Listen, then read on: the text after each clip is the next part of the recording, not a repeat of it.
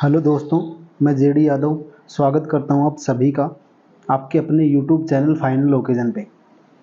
और दोस्तों, मैं आज आपके लिए लेकर आया हूं जीके का important practice set.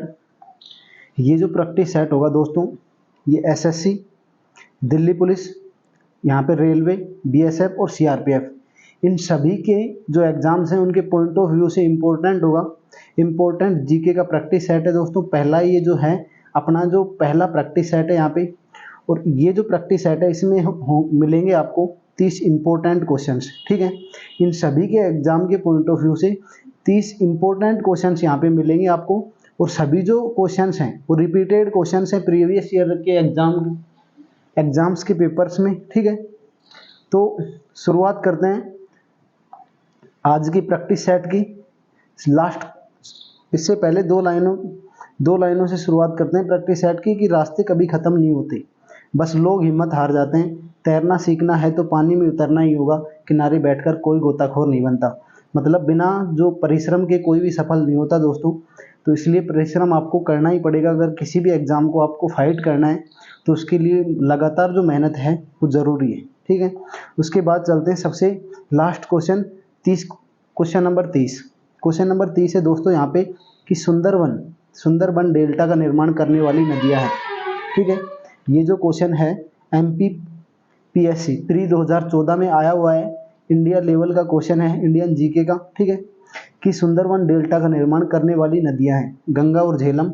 B number option है सिंधु और झेलम, सी नंबर ऑप्शन है गंगा और सिंधु, और डी नंबर ऑप्शन है गंगा और ब्रह्मपुत्र। तो दोस्तों, सुंदरबन जो डेल्टा का निर्माण जो करती हैं वो नदियां हैं यहाँ पे गंगा और ब्रह्मपुत्र। ठीक है, तो यहाँ पे डी नंबर जो ऑप्शन होगा अपना वो बिल्कुल करेक्ट आंसर होगा। आप भी जो है अपने अकॉर्डिंग जो क्वेश्चंस का जो ऑप्शन चूज करोगे उसको कमेंट में ज़रूर लिखोगे कि ये ऑप्शन हमारे अकॉर्डिंग होना चाहिए करेक्ट आंसर। ठीक है, उसके बाद चलते हैं नेक्स्ट क्वेश्चन नंबर 29 की तरफ। दोस्तों, क्वेश्चन नंबर 29 आपकी स्क्रीन पे है कि देश के किस प्रदेश में सबसे अधिक जिले हैं। यूपीएससी 2006 में आया हुआ क्वेश्चन है, एसएससी में भी रिपीट हुआ क्वेश्चन है ये कि देश के किस प्रदेश में सबसे अधिक जिले हैं। ठीक है, तो कौन से प्रदेश में सबसे अधिक जिले हैं। यहाँ पे ये ए नंबर ऑप्शन है कि महाराष्ट्र में, उत्तर प्रदेश में, मध्य प्रदेश में और तमिलनाडु में, इनमें से किस राज्य में सबसे अधिक जिले हैं। तो यहाँ पे जो करेक्ट आंसर होगा वो कौन सा होगा दोस्तों। तो यहाँ पे करेक्ट आंसर होगा दोस्तों उत्तर प्रदेश। उत्तर प्रदेश जो राज्य है उसमें सबसे ज़्यादा जिले हैं। उसके बाद चलते हैं नेक्स्ट क्वेश्चन नंबर 28 की तरफ। आज का जो क्वेश्चन नंबर 28 है दोस्तों आपके स्क्रीन पे कि भारत का कौन सा राज्य अधिकतम सीमाओं को छूता है। कि ऐसा कौन सा स्टेट है भारत का जो अधिकतम स्टेट्स की जो सीमाएं हैं उनको टच करता है। ठीक है, तो मध्य प्रदेश है, आंध्र प्रदेश है, उत्तर प्रदेश है या फिर कर्नाटक, इनमें से कौन सा राज्य जो है वो अधिकतम सीमाओं को छूता है। तो इसका जो करेक्ट आंसर होगा दोस्तों वो होगा सी, उत्तर प्रदेश। उत्तर प्रदेश जो राज्य है वो अधिकतम सीमाओं को छूता है। उसके बाद नेक्स्ट क्वेश्चन की तरफ चलते हैं, क्वेश्चन नंबर 27 जो कि आपकी स्क्रीन पे है कि राष्ट्रीय राजधानी क्षेत्र में नहीं सम्मिलित है। राष्ट्रीय राजधानी क्षेत्र में कौन सा जो भाग है भारत का वो सम्मिलित नहीं है। राजस्थान का भाग, उत्तर प्रदेश का भाग, हरियाणा का भाग या फिर पंजाब का भाग। तो दोस्तों, राजस्थान का भाग भी एनसीआर के अंतर्गत आता है, यूपी का भी और हरियाणा का भी। यहाँ पे जो पंजाब का जो भाग है ऑप्शन नंबर डी, पंजाब का पार्ट एनसीआर के अंतर्गत नहीं आता है, इसलिए यहाँ पे जो करेक्ट आंसर होगा अपना होगा डी कि पंजाब का भाग राष्ट्रीय राजधानी क्षेत्र में सम्मिलित नहीं है। ठीक है, उसके बाद चलते हैं नेक्स्ट क्वेश्चन नंबर 26 की तरफ। क्वेश्चन नंबर 26 आपकी स्क्रीन पे है कि भारत के निम्नलिखित राज्यों में से किस जिले का भारत के निम्नलिखित राज्यों में से किसे भारत का कोहिनूर कहा जाता है। कि भारत का कोहिनूर कौन से स्टेट को कहा जाता है। राजस्थान, आंध्र प्रदेश, मध्य प्रदेश या फिर केरल, इनमें से कौन सा स्टेट जो है भारत का कोहिनूर कहलाता है। तो भारत का जो कोहिनूर है दोस्तों वो कहलाता है आंध्र प्रदेश। यहाँ पे जो बी नंबर जो ऑप्शन होगा अपना बिल्कुल करेक्ट आंसर होगा। उसके बाद चलते हैं नेक्स्ट क्वेश्चन नंबर 25 की तरफ। क्वेश्चन नंबर 25 है कि विदर्भ एक प्रादेशिक नाम है भारत में। यह है कि कौन से पार्ट को किस नाम से जाना जाता था, विदर्भ के नाम से, उनमें से कौन सा ये किसका पार्ट है। क्वेश्चन नंबर 25 किसका पार्ट है विदर्भ? तो दोस्तों विदर्भ जो है इसको पहले क्या कहा जाता था? सौराष्ट्र, और ये जो है अब इसको कहा जाता है गुजरात। तो ये जो है विदर्भ, ये गुजरात का अंग है। यहाँ पे सी नंबर ऑप्शन जो है ये बिल्कुल करेक्ट आंसर होगा। ठीक है, उसके बाद चलते हैं नेक्स्ट क्वेश्चन, क्वेश्चन नंबर 24 की तरफ। क्वेश्चन नंबर 24 आपकी स्क्रीन पे है कि 10 डिग्री चैनल पृथक करता है। 10 डिग्री चैनल जो है वो किन किन को पृथक करता है? अंडमान और निकोबार द्वीप समूह को। उसके बाद में बी नंबर ऑप्शन है अंडमान को म्यांमार से, सी नंबर ऑप्शन है लक्षद्वीप को मालदीव से, और डी नंबर ऑप्शन है भारत को श्रीलंका से। तो 10 डिग्री जो चैनल है वो किन किन को पृथक करता है? तो दोस्तों 10 डिग्री चैनल जो है ये अंडमान को निकोबार द्वीप समूह से अलग करता है। ठीक है, तो यहाँ पे ए नंबर ऑप्शन अपना बिल्कुल करेक्ट आंसर होगा। उसके बाद लक्षद्वीप को मालदीव से, ये जो है इसको 8 डिग्री चैनल अलग अलग करता है। ठीक है, तो यहाँ पे 10 डिग्री चैनल करता है अंडमान को निकोबार द्वीप समूह से। तो यहाँ पे ए नंबर जो ऑप्शन होगा अपना वो बिल्कुल करेक्ट आंसर होगा। ठीक है, उसके बाद चलते हैं नेक्स्ट क्वेश्चन, क्वेश्चन नंबर 23 की तरफ। क्वेश्चन नंबर 23 आपकी स्क्रीन पे है कि भारत के किस द्वीप का उद्गम ज्वालामुखी है? ठीक है, भारत के किस द्वीप का उद्गम ज्वालामुखी है? तो यहाँ पे जो है पहला है कार निकोबार, उसके बाद दूसरा है उत्तरी अंडमान, तीसरा है लिटिल निकोबार और चौथा है बैरन। तो यहाँ पे जो होगा ये ऑप्शन नंबर डी अपना बिल्कुल करेक्ट आंसर होगा कि बैरन, कि भारत के किस द्वीप का उद्गम ज्वालामुखी है? तो ये बैरन द्वीप का है। ठीक है, तो यहाँ पे डी नंबर ऑप्शन बिल्कुल करेक्ट आंसर होगा अपना। उसके बाद चलते हैं नेक्स्ट क्वेश्चन, क्वेश्चन नंबर 22 की तरफ। क्वेश्चन नंबर 22 स्क्रीन पे है कि भारत की तटरेखा की कुल लंबाई लगभग है। भारत की जो तटरेखा है उसकी कुल कितनी लंबाई है? लगभग 800 किलोमीटर, 7415 किलोमीटर, 7515 किलोमीटर, 516 किलोमीटर या फिर 6000 किलोमीटर। इनमें से कौन सी जो लंबाई है वो भारत की तटरेखा की कुल लंबाई है? क्वेश्चन नंबर 22 स्क्रीन पे है, कौन सा जो आंसर होगा इसके लिए करेक्ट आंसर होगा? तो दोस्तों यहाँ पे जो होगा ऑप्शन नंबर सी अपना बिल्कुल करेक्ट आंसर होगा कि 7516। ये क्या है? भारत की तटरेखा की कुल लंबाई 7516 किलोमीटर। ठीक है, इंपॉर्टेंट क्वेश्चन है। उसके बाद नेक्स्ट क्वेश्चन की तरफ चलते हैं, question number 21। Question number screen 21 जो है तो भारत के प्रादेशिक जल क्षेत्र का विस्तार है। क्वेश्चन नंबर 21 है कि भारत के प्रादेशिक जल क्षेत्र का विस्तार है। समुद्र तट से बता रखा है कि भारत के प्रादेशिक जल क्षेत्र का विस्तार कितना है? तट से 3 समुद्री मील तक, बी नंबर ऑप्शन है तट से 12 समुद्री मील तक, सी नंबर है कि तट से 24 समुद्री मील तक, और डी नंबर ऑप्शन है यहाँ पे तट से 6 समुद्री मील तक। इनमें से कौन सा जो करेक्ट आंसर होगा अपना यहाँ पे? तो भारत के प्रादेशिक जल क्षेत्र का जो विस्तार है दोस्तों वो यहाँ पे होगा तट से 12 समुद्री मील तक। ठीक है, तो बी नंबर ऑप्शन जो है अपना यहाँ पे बिल्कुल करेक्ट आंसर होगा। उसके बाद बढ़ते हैं नेक्स्ट क्वेश्चन, क्वेश्चन नंबर 20 की तरफ। और क्वेश्चन नंबर 20 है कि भारत के दक्कन के पठार पर बेसाल्ट निर्मित लावा शैलों का निर्माण हुआ है। कि भारत के का जो ढक्कन का पठार है उस पर बेसाल्ट निर्मित लावा शैलों का निर्माण कौन से युग में हुआ है? ए नंबर ऑप्शन है क्रिटेशियस युग में, बी नंबर है प्लीस्टोसीन युग में, उसके बाद सी नंबर है कि मायोसीन युग में, और डी नंबर है कार्बोनिफेरस युग में। कौन से युग में बेसाल्ट निर्मित शैलों का निर्माण हुआ था ढक्कन के पठार पे? तो यहाँ पे जो होगा कौन सा ऑप्शन अपना करेक्ट आंसर होगा? तो दोस्तों ढक्कन के पठार पर बेसाल्ट निर्मित शैलों का जो निर्माण हुआ था वो क्रिटेशियस युग में हुआ था। तो यहाँ पे ए नंबर ऑप्शन अपना क्या होगा? बिल्कुल करेक्ट आंसर।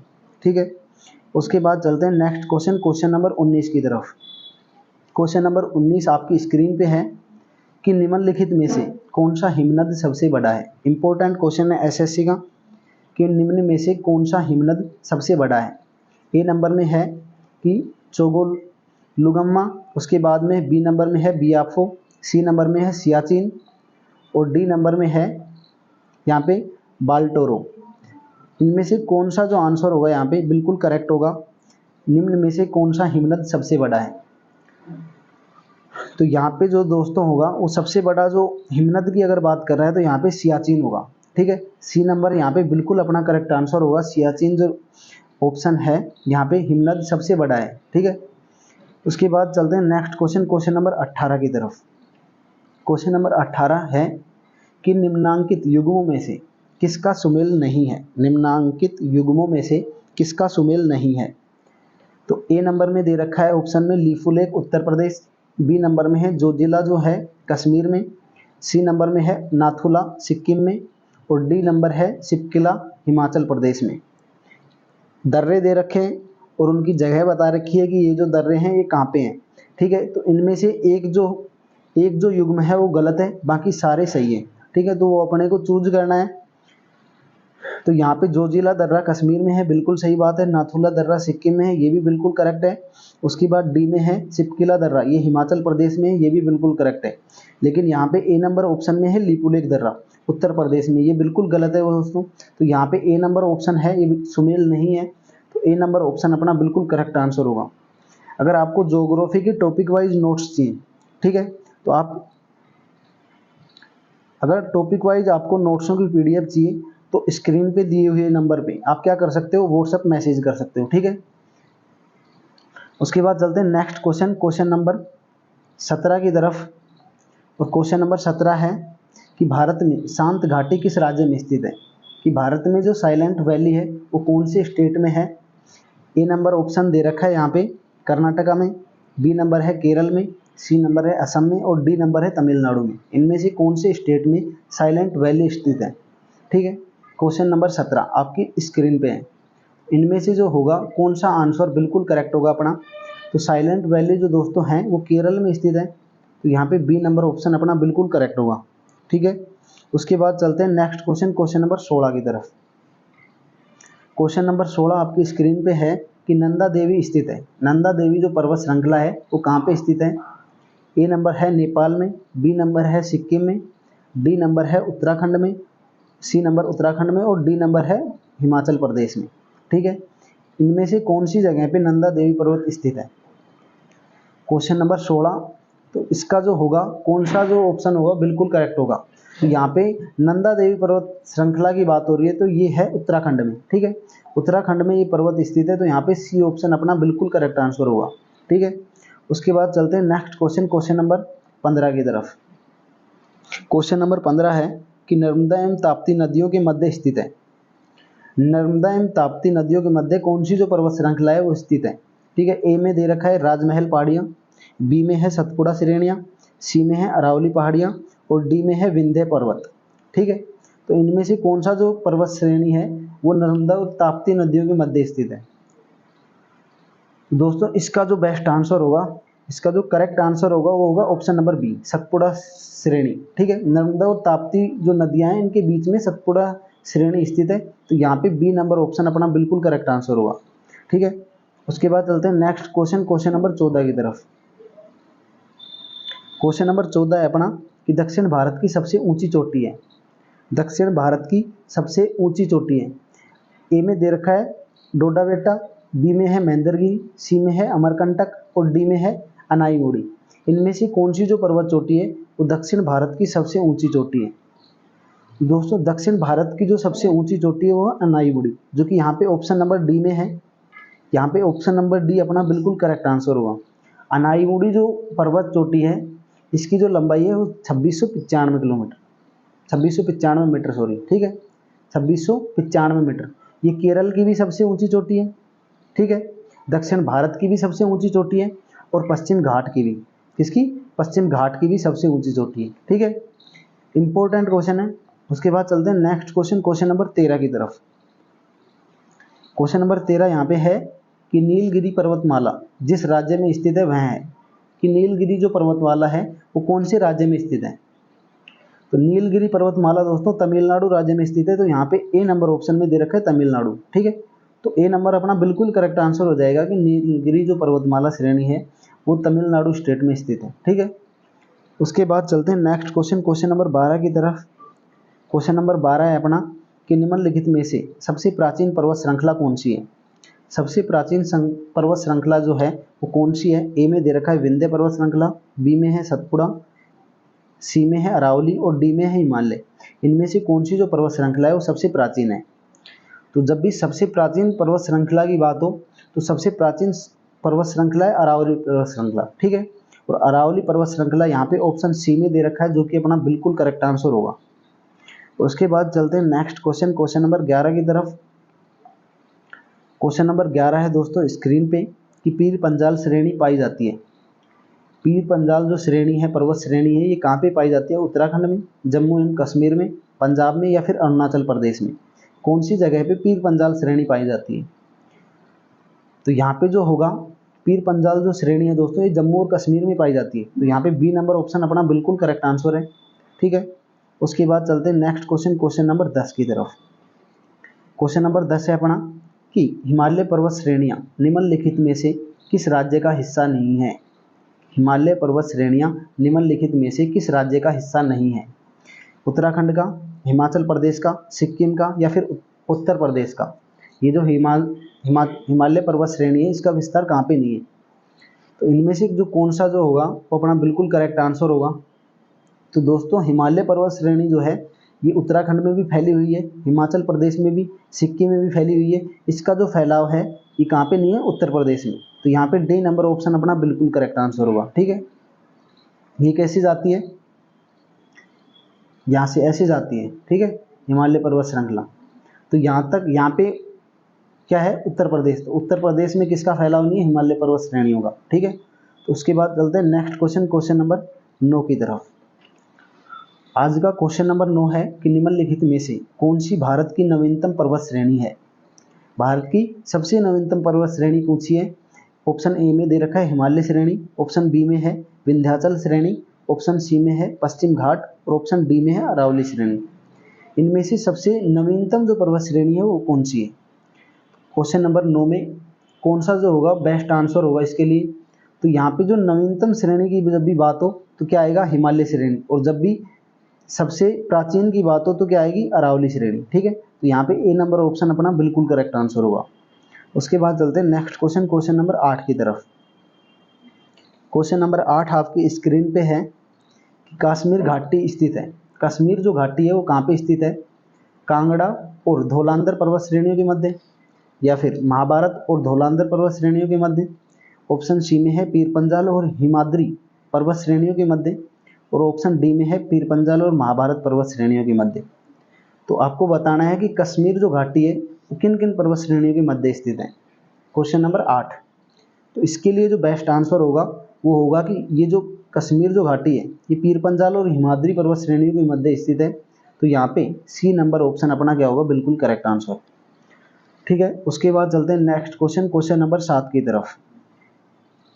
क्वेश्चन नंबर 7 आपकी स्क्रीन पे है कि भारत का अपने पड़ोसी देशों के मध्य अंतर्राष्ट्रीय सीमा के विस्तार का आरोही क्रम है।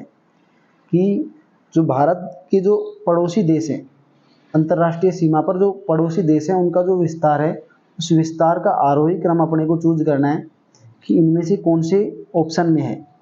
ऑप्शन ए में दे रखा है चीन, बांग्लादेश, पाकिस्तान और नेपाल।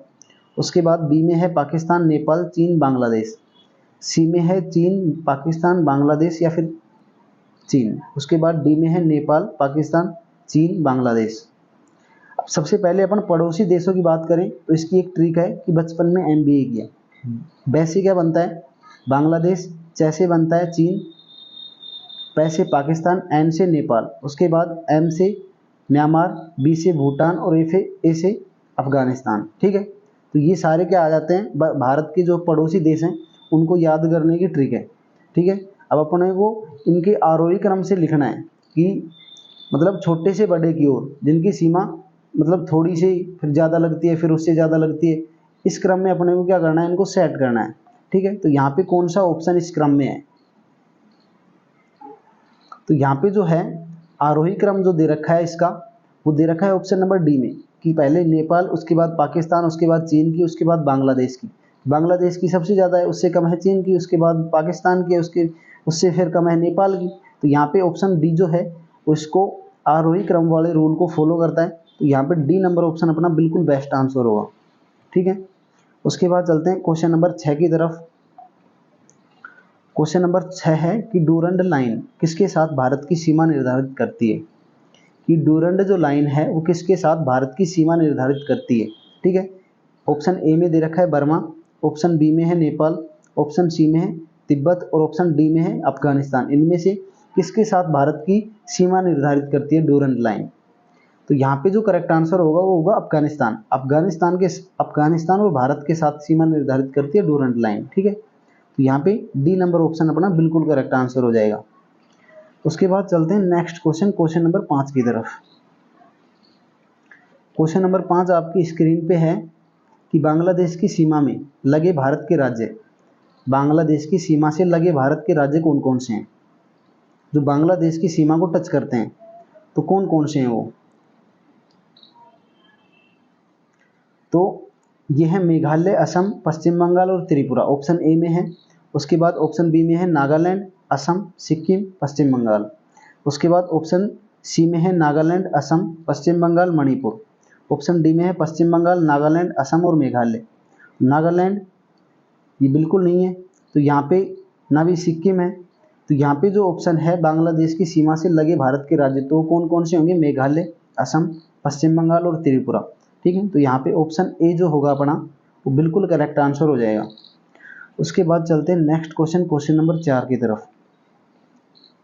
क्वेश्चन नंबर 4 है आपकी स्क्रीन पे कि भारत का दक्षिणतम बिंदु कौन सा है? भारत का दक्षिणतम बिंदु कौन सा है? ऑप्शन ए में दे रखा है लक्षद्वीप, ऑप्शन बी में है बड़ा निकोबार, ऑप्शन सी में है मद्रास और ऑप्शन डी में है कन्याकुमारी। इनमें से कौन सा जो है भारत का सबसे दक्षिणतम बिंदु है? तो ऑप्शन के अकॉर्डिंग अगर आप देखोगे तो यहाँ पे भारत का जो सबसे दक्षिणतम बिंदु होगा वो क्या होगा? Kanyakumari, D number option. उसके बाद चलते हैं नेक्स्ट क्वेश्चन, क्वेश्चन नंबर 3 की तरफ। क्वेश्चन नंबर 3 है भारतीय मानक समय की यामियोत्तर नहीं गुजरती है, कि भारतीय मानक समय की यामियोत्तर नहीं गुजरती है, कौन से स्टेट से होकर नहीं गुजरती है? आंध्र प्रदेश से, झारखंड से, छत्तीसगढ़ से या फिर उत्तर प्रदेश से? इनमें से कौन से स्टेट से होकर नहीं गुजरती है? तो यहाँ पे जो आंसर होगा वो होगा अपना ऑप्शन नंबर बी कि झारखंड। झारखंड से होकर मानक समय की जो यामियोत्तर रेखा है वो नहीं गुजरती है, तो ऑप्शन बी यहाँ पे बिल्कुल करेक्ट आंसर हो जाएगा। उसके बाद चलते हैं नेक्स्ट क्वेश्चन, क्वेश्चन नंबर 2 की तरफ।